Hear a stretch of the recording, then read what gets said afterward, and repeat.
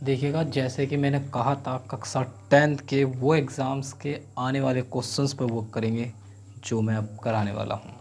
सो आपने मेरी कल की वीडियोस तो देख ली होगी, और मैं आज की जो वीडियोस डाल रहा हूँ वो भी आप देख लेना। ये जो सवाल दिया गया है समांतर श्रेणी का, हाँ मैं ये जानता हूँ कि तुम्हारी कक्षा 10th क्लास में समांतर श्रेणी शायद काट रखी है, बट अगर अनसोल्ड पेपर में क्वेश्चंस आया है तो हम एग्ज़ाम्स का भी कह नहीं सकते वो दे या फिर ना दे, बट हमें दिया है, हम इसको करेंगे। देखो ज़रा ध्यान से सुनेंगे इसको कैसे हैंडल करना है सवाल को। इस सवाल में अवरोही क्रम में व्यवस्थित संख्याएं ये जो दी हुई हैं ये सारी की सारी दी हुई हैं।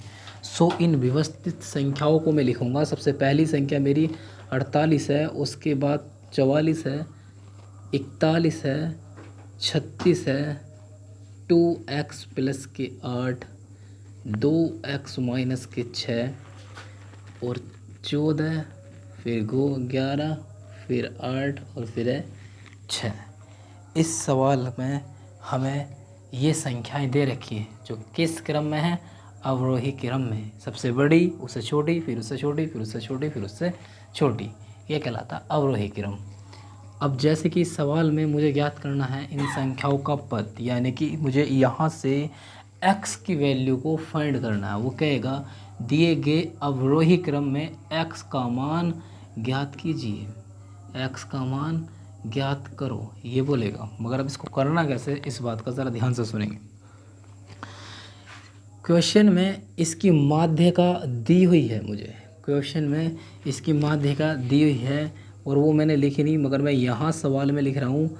माध्यिका मुझे क्वेश्चन के अंदर 25 दे रखी है जो मैं लिखना भूल चुका था। तो माध्यिका बराबर 25। उसके बाद मैं इन सवालों में दी गई इस सीरीज की संख्या गिनना चाहता हूँ, जिन्हें बोलते हम प्रेक्षणों की संख्या, जिन्हें बोलते हम प्रेक्षणों की संख्या। और प्रेक्षणों की संख्या का मतलब ये हो गया इस दी गई सारणी में यह कितनी संख्याएं हैं, 1 2 3 4 5 6 7 8 9 10। तो ये संख्या मुझे कितनी दी गई है, 10। तो हमें इस सवाल को आगे करने के लिए एक फॉर्मूले का प्रयोग किया जाता है जो मैं तुम्हें लिख रहा हूँ। माध्यिका बराबर n/2 वा पद, चिन्ह प्लस का आ जाता है। उसके बाद n/2 प्लस के 1 वा पद, और उसके बाद इन सब के बटे में आ जाता है मेरा 2। ये जो है समांतर माध्य का दिया गया फॉर्मूला अथवा सूत्र है। इसमें दी गई वैल्यू को मुझे रखना है। n का जो मान प्राप्त हुआ वह कितना प्राप्त हुआ मुझे, 10/2 वा पद, चिन्ह प्लस का। यहाँ पर भी n का मान रखूँगा 10/2 प्लस 1 वा पद। इन सब के बटे मैंने कितना लिखा, 2 लिखा। इन सब के बटे, जैसा आप जानते हो 2 के पहाड़े में 10 5 बार आता है, यहाँ पर भी 2 के पहाड़े में 10 5 बार आता है। अब जो मुझे मिलता है वह क्या मिलता है, ज़रा ध्यान से समझेंगे। यहाँ पर 5 वा पद प्लस 5 और 1 जोड़ेंगे तो होगा 6 वा पद, और इन सब के बटे में कितना है, 2। और मैंने कहा ये जो सूत्र चल रहा है ये किसके बराबर चल रहा है, माध्यिका के बराबर, क्योंकि यहाँ पर मैंने तुम्हें बताया है माध्यिका बराबर ये फॉर्मूला होता है। अर्थात यहाँ पर भी क्या लिखा जाएगा, माध्यिका। और जैसे कि मुझे प्रश्न में माध्यिका का मान दे रखा था कितना, 25। इस माध्यिका के स्थान पर मैंने कितनी संख्या रखी, 25। और 5 वा पद की बात करा तो 1 2 3 4 और 1 5। तो यहाँ पर 2x प्लस के 8, मुझे कौन सा पद मिलता है, 5वां पद। नेक्स्ट चिन्ह प्लस का, अगली रिक्वायरमेंट 6वें पद की है। तो यहाँ तक 5 बैठे थे, तो अगला पद कौन सा है, 6। 1 2 3 4 5 और 1 6। तो 6वें पद का मान 2x माइनस के 6 डिवाइडेड बाई 2। अब ये जो मेरा 25 चल रहा है ये माध्यिका दी हुई थी। 2x जोड़ेंगे तो 4x प्लस के 8 में से 6 जाएंगे तो बचेगा 2/2। 25 बराबर यहाँ से जो मैं कॉमन ले लूँ वह क्या कॉमन लूँगा 2। अंदर 2 के पहाड़े में जो 4 आता है वह कितनी बार आता है 2 बार। और यहाँ पर अल्फ़ाबेट का प्रयोग कर गया है x, चिन्ह आया प्लस के, ये 2 उठकर बाहर आ गया तो इसके स्थान पर क्या बचता है 1/2। इस 2 से ये 2 कट गया तो मुझे प्राप्त हुआ 25 बराबर 2x प्लस के 1। तो 25 प्लस का 1 है इस ओर आ जाएगा माइनस में बराबर के 2x, और 25 में से 1 घटाएंगे तो कितना बचने वाला है 24 बराबर के कितना बचा 2x। अब यहाँ पर जो मुझे मिला है वह 24 बराबर के 2x मिला, पर 2 में 2 कितनी बार आता है केवल 1 बार, यानी कि 2 के पहाड़े में 2 जो आता है वो 1 बार और 2 के पहाड़े में 4 आता हुआ है 2 बार। तो x का मान मुझे कितना प्राप्त हुआ 12। That is answer. देखिएगा क्वेश्चन नंबर 2 पर आते हैं। क्वेश्चन नंबर 2 पर दिया गया है एक लंबवृत्तीय बेलन का वक्र पृष्ठ मुझे 900 पाई सेंटीमीटर की धातु दिया है तथा आधार की त्रिज्या 10 सेंटीमीटर है और बेलन की ऊंचाई ज्ञात कीजिए। अब ज़रा ध्यान से सुनेंगे सारे सवाल को। मान लो फॉर एग्जाम्पल ये मेरे पास क्या है एक बेलन है, क्या है एक बेलन है, और इस बेलन में जो इसकी ऊंचाई दी हुई है वो मुझे नहीं दी हुई है, मुझे ज्ञात करनी है इस बेलन की ऊंचाई, परंतु त्रिज्या मुझे दे रखी है और यहाँ से यहाँ तक की जो त्रिज्या वह कितने सेंटीमीटर है 10। त्रिज्या को r से व्यक्त करते हैं इसलिए r का मान कितना सेंटीमीटर दिया है 10, और मुझे जो गणना करनी है वह किसकी करनी है h की गणना करनी है। मगर सवाल में कहा है बेलन की ऊंचाई ज्ञात कीजिए, सो h की गणना करनी है। सवाल में मुझे दे रखा एक लंबवृत्तीय बेलन का वक्र पृष्ठ, तो एक मैं लिखूंगा बेलन का वक्र पृष्ठ, बेलन का वक्र पृष्ठ का क्षेत्रफल बराबर जो मुझे दे रखा हुआ है कितना दे रखा है 9000 पाइप, यानी कि 900 पाई मुझे दिया हुआ है सेंटीमीटर की घात 2। बेलन का वक्र पृष्ठ का क्षेत्रफल जो फॉर्मूला होता है वह होता है 2 पाई आर एच। 2 पाई आर एच बेलन के वक्र पृष्ठ का क्षेत्रफल का फॉर्मूला होता है, और इसके ही बराबर में मुझे दे रखा है 900 पाई। कितना दिया हुआ मुझे 900 पाई।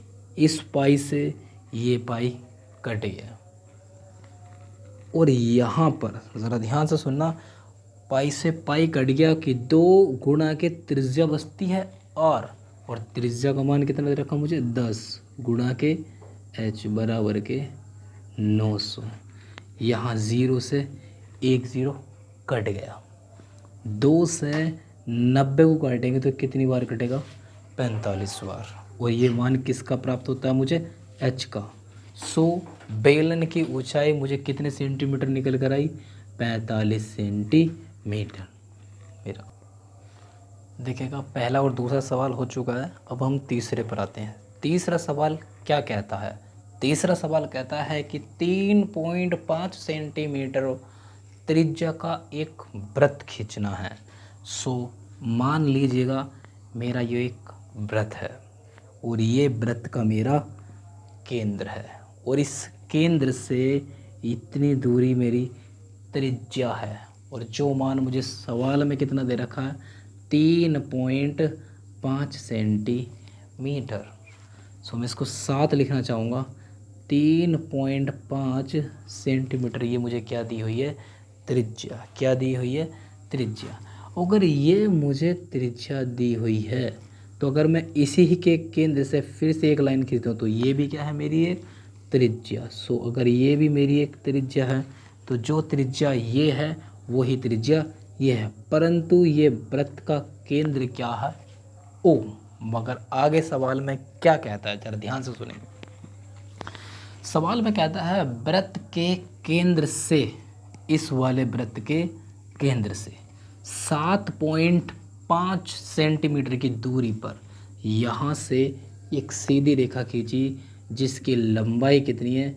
7.5 सेंटीमीटर की दूरी पर स्थित एक बिंदु, मान लो यहाँ बिंदु में क्या मान लूँ? P। क्या बिंदु माना मैंने? P। एक बिंदु से वृत्त पर स्पर्श रेखाओं की संरचना करनी है, तो यह वृत्त की कहलाती है परिधि। क्या कहलाती है? वृत्त की परिधि। और इस बिंदु P से वृत्त की परिधि स्पर्श करते हुए मिल जाएगी। सेम टू सेम नीचे भी यही है, इस बिंदु P से परिधि स्पर्श करते हुए मिल जाएगी। और तुम बहुत अच्छे से जानते होंगे, मैंने तुम्हें क्या पढ़ाया था? एक पाइथागोरस प्रमेय पढ़ाई थी। और यहाँ पर एक चीज़ मैं आपसे पहले ही बता देता हूँ, यहाँ पर P है, O है, और यहाँ पर, और जो यहाँ पर स्पर्श कर रहा है कोई सा भी बिंदु मान सकते हैं। मान लीजिएगा ये मेरा P था, ये मैंने Q माना, और ये मैंने माना R, PQR, और उस वृत्त का केंद्र क्या था? O था। तो मैंने एक फॉर्मूला तुम्हें पढ़ाया था, ज़रा ध्यान से सुनेंगे। ये मेरा त्रिभुज का चिन्ह है, और मैं जो बात कर रहा हूँ POQ मैं बात कर रहा हूँ, अर्थात यहाँ से लगा करके यहाँ तक मैं जिक्र कर रहा हूँ। और यहाँ पर एक फॉर्मूला पढ़ाया होगा पाइथागोरस प्रमेय से, पाइथागोरस प्रमेय से। तो क्या होता है पाइथागोरस? कर्ण की घात 2 बराबर आधार की घात 2 प्लस लंब की घात 2। अब यहाँ पर जो मुझे कर्ण देखने के लिए मिलता है वो ज़रा ध्यान से सुनेंगे। देखो यहाँ पर कर्ण का जो मान है वो ये दे रखा है, और जो आधार का मान है वह मुझे दे रखा है 7.5। और मुझे क्या ज्ञात करना है? लंब ज्ञात करना है। क्या ज्ञात करना है? लंब मुझे ज्ञात करना है। मुझे पता है आप लोग कह रहे होंगे कि सर कर्ण ये होगा, आधार ये होगा, और लंब ये होगा, परंतु बेटा ये एक वृत्त है, और इस वृत्त के अंदर जो केंद्र P है, यहाँ पर कर्ण का मान 3.5 और आधार का मान 7.5, और मुझे निकालना क्या है? लंब, यानी कि इसका मान, जो मान इसका होगा वही मान इसका होगा। क्यों? क्योंकि ये 3.5 मुझे दे रखा है, तो समझ लो यहाँ भी 3.5 ही होगा। तो जो कर्ण का मान है वह मेरा क्या है? QO इसकी घात 2, और जो मेरा यहाँ पर आधार का मान है वो O और P है, OP की घात 2। लंब है QP की घात 2। QO का जो मान है वह है मेरा 3.5 की घात 2। OP का जो मान है वो मेरा है 3.5 की घात 7.5 की घात 2 सॉरी, प्लस QP की घात 2। अब हम इस मान को इस ओर लिखेंगे और इस ओर लिखेंगे। 7.5 की घात 2 प्लस QP की घात 2 बराबर 3.5 की घात 2। यहाँ से जब QP की घात 2 का मान निकालेंगे तो जो चिन्ह प्लस में है इस ओर क्या में हो जाएगा?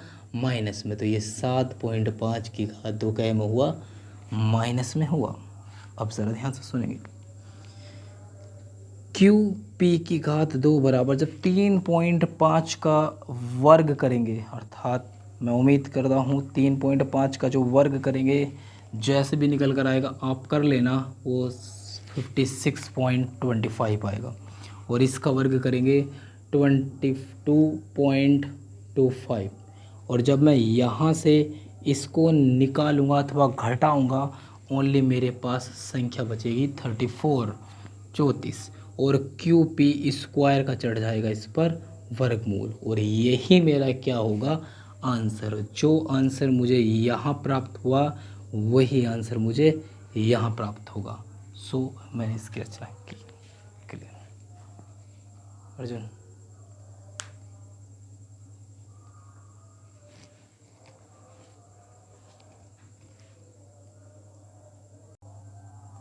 क्वेश्चन नंबर 4 में जिस प्रकार मैंने पहला, दूसरा और तीसरा कराया, इस प्रकार प्रश्न नंबर 4 में देखें। प्रश्न नंबर 4 में क्या कहता है?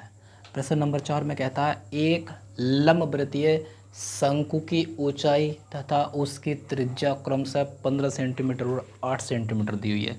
ऊंचाई को व्यक्त h से करते हैं और त्रिज्या को r से। h का जो मान है वह मुझे कितना सेंटीमीटर दिया हुआ है? 15 सेंटीमीटर। इसी प्रकार त्रिज्या r का जो मान है वह कितना दिया हुआ है मुझे? 8 सेंटीमीटर। सवाल में कहता है कि शंकु का वक्र पृष्ठ ज्ञात कीजिए।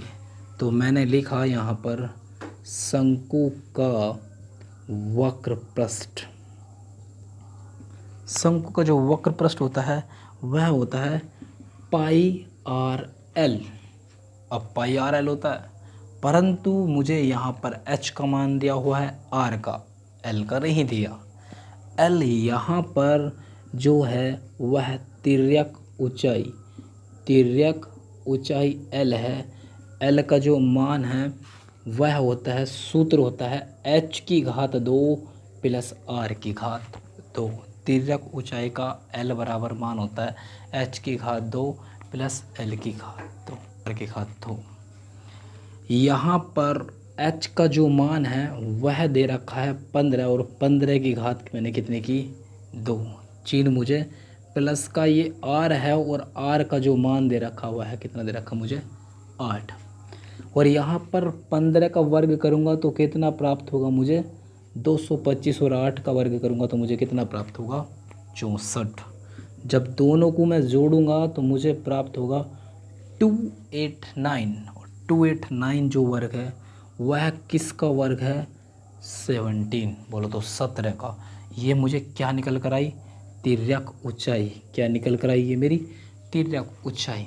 अब बात करेंगे जस्ट इस वाले फॉर्मूले की, ज़रा ध्यान से सुनना। ये पाई आर एल किसका फॉर्मूला है? पाई आर एल शंकु का वक्र पृष्ठ। शंकु का वक्र पृष्ठ। पाई का मान मैं नहीं रख रहा क्योंकि सवाल में मुझे दिया हुआ नहीं है। और आर का मान कितना है मेरा? 8। बात तिर्यक ऊंचाई की हुई और तिर्यक ऊंचाई का मान कितना है मेरा? 17। 17 अट्ठे कितने होते हैं? 136। 17 अट्ठे 136। साथ में क्या आ गया मेरा? Pi. That's it, it is my answer. सवाल नंबर 5। सवाल नंबर 5 ध्यान से सुनेंगे, ऊंचाई और दूरी का क्वेश्चन है। इसमें क्या कहता है कि भूमि से 60 मीटर की ऊंचाई पर, भूमि से 60 मीटर की ऊंचाई पर एक पतंग उड़ रही है। पतंग में लगी डोर को अस्थायी रूप से भूमि के एक बिंदु से बांध दिया गया है। भूमि के साथ डोरी का झुकाव 60 अंश का है। यह मानकर कि डोरी से कोई ढील नहीं है, डोरी में कोई ढील नहीं है, तो डोरी की क्या ज्ञात करनी है? लंबाई। सुनेंगे यार ध्यान से। मान लीजिएगा मेरी ये भूमि है और इस भूमि से ऊंचाई पर एक पतंग उड़ रही है, और उस ऊंचाई से जो पतंग उड़ रही है तो उस भूमि की ऊंचाई मेरी 60 मीटर है। कितनी ऊंचाई है? 60 मीटर। और यहाँ पर जो ये कोण बना रही है, ये कितने अंश का कोण बनाते हुए उड़ रही है पतंग? 60 अंश का कोण बनाते हुए। और ये जो कोण है ये कितने अंश का है? 90 अंश का है। ए, वी और सी। अब ज़रा ध्यान से सुनेंगे। बात करा है कि डोरी की लंबाई, तो डोरी की लंबाई की बात चलती ये जस्ट यहाँ से यहाँ तक ज्ञात करनी है। और मैंने यहाँ पर लंबाई को क्या माना? x। मुझे देखने के लिए यहाँ पर क्या मिलता है? एक मिलता है कर्ण और एक मिलता है लंब। और ये मुझे देखना है कि कर्ण और लंब में संबंध कौन रखता है। ये L फॉर लंब, K फॉर कर्ण, A फॉर आधार। तो अब इन तीनों में जिसके मान मुझे दे रखे, मुझे यहाँ से वो सूत्र डिसाइड करना है। यहाँ पर L पोलतुलम्ब है, के कण है, आधार का जिक्र नहीं किया। तो यहाँ पर साइन थीटा बराबर के फॉर्मूला होता है लंब बटे के कण। लंब बटे के कण, साइन थीटा बराबर होता है लंब बटे के कण। जो लंब बटे के कण होता है, ज़रा ध्यान से सुनेंगे, थीटा के स्थान पर मैं कितना रखने वाला हूँ 60 अंश। तो साइन थीटा के स्थान पर मैंने कितना रख दिया 60 अंश इजिकल्स टू लंब का जो मान हुआ है कितना है मेरा 60, और कण का मान मुझे कितना दिया हुआ है x। और यहाँ पर साइन 60 का मान होता है वर्गमूल में 3/2 बराबर 60/के x। अब ज़रा ध्यान से सुनेंगे, अगर मैं इसकी क्रॉस मल्टीप्लाई करता हूँ तो x की गुणा वर्गमूल 3 से हो जाएगी, तो वर्गमूल 3 गुणा x। और यहाँ पर 60 की गुणा 2 से हो जाएगी। 60 दूनी कितने होते हैं 120, साथ में क्या दिया हुआ है x। तो यहाँ वर्गमूल में 3 गुणा में है, और बराबर से जब कोई संख्या इस ओर जाती है वो कहाँ चली जाती है भाग में। और हमेशा ध्यान रखना, कभी भी भाग में वर्गमूल में कोई संख्या प्राप्त नहीं होती। वर्गमूल हटाने के लिए हमें उसी संख्या से ऊपर और नीचे गुणा करनी पड़ती है। कैसे, ज़रा ध्यान से सुनेंगे, वर्गमूल 3 से ऊपर गुणा, वर्गमूल 3 से नीचे गुणा। x बराबर के 120 गुणा वर्गमूल में 3। जब इन दोनों की गुणा करेंगे तो केवल कितना प्राप्त होगा 3। 3 किस तरह से प्राप्त होगा, वर्गमूल 3 गुणा वर्गमूल 3, वर्गमूल 3 की घात हो जाएगा 2, गुणा में घातें जुड़ती हैं। स्क्वायर से वर्गमूल कटेगा तो केवल क्या बचेगा 3। सो मेरा ये 3 यहाँ से बचा, और 3 को मैं 120 से काटूंगा तो 3 चौक 12। x बराबर के कितना प्राप्त हुआ मुझे 40 वर्गमूल 3। It is my answer.